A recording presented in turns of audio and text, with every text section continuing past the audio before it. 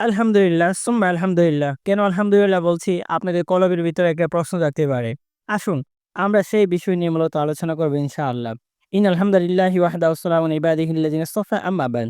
কাছে এবং দূরে যে যেখান থেকে আমার কথাগুলো শুনছেন বা শুনবেন সকলকে জানাচ্ছি আন্তরিক শুভেচ্ছা, অভিনন্দন।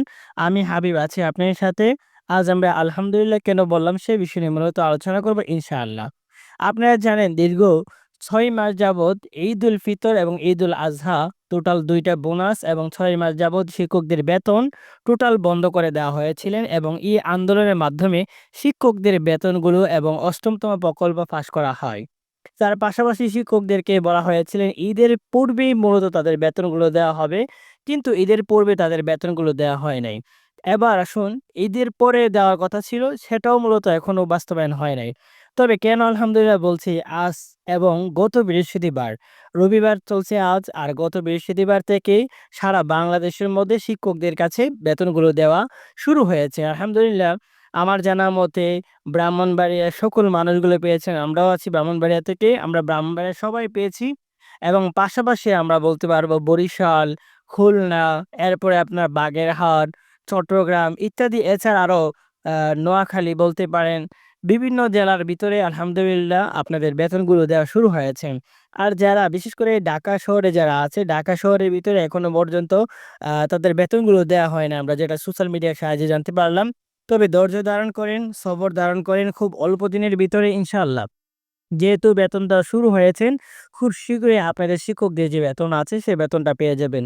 এজন্যই আমরা আল্লাহ সুবহানাহু ওয়া তাআলার নিয়ামতের শুকর আদায় করছিলাম যে আলহামদুলিল্লাহ আল্লাহ সুবহানাহু ওয়া তাআলা আমাদের শিক্ষকদের বেতনগুলো দিয়েছেন ইসলামী ফাউন্ডেশনের পক্ষ থেকে।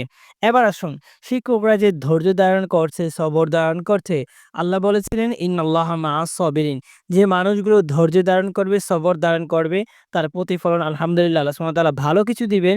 সেই ভালো কিছু আল্লাহ সুবহানাহু ওয়া তাআলা আমাদেরকে এখন দিয়েছেন। এর জন্য আমরা ইসলামী ফাউন্ডেশনের শিক্ষক যারা আছেন, যারা আমরা বেতনগুলো পেয়েছেন, এজন্য আমরা কমেন্ট বক্স উন্মুক্ত থাকবে। আল্লাহ সুবহানাহু ওয়া তাআলার নিয়ামতের শুকর আদায় করবেন, অথবা কমেন্ট বক্স ছাড়া আপনারা আল্লাহ সুবহানাহু ওয়া তাআলার নিয়ামতের শুকর আদায় করবেন। আলহামদুলিল্লাহ বলে যাবেন ইনশাআল্লাহ।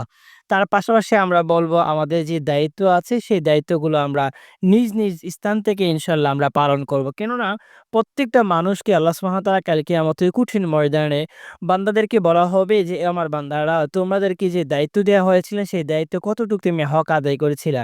এজন্য আমরা যেন আমাদের নিজ, নিজ স্থান থেকে যেন আমরা আমাদের হকগুলো আদায় করি।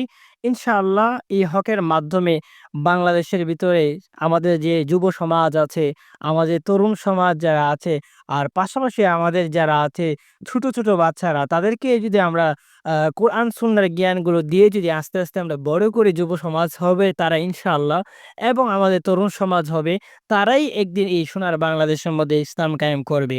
তার পাশাপাশি আমরা বলব আমাদের হকগুলো আদায় করব ইনশাআল্লাহ। আমাদের যুব সমাজ, তরুণ সমাজের কাছে একটা অনুরোধ থাকবে, ইসলামের পথে আসো। এখনই সময়, ইসলামকে আগলে ধরো। আল্লাহ সুবহানাহু ওয়া তাআলা আমাদেরকে বুঝিয়ে শুনে ইসলামের পথে যেন আমরা সঠিকভাবে আমরা হকগুলো আদায় করতে পারি, সে তৌফিক দান করুক। আমিন। আসসালামু আলাইকুম ওয়া রাহমাতুল্লাহি ওয়া বারাকাতুহু।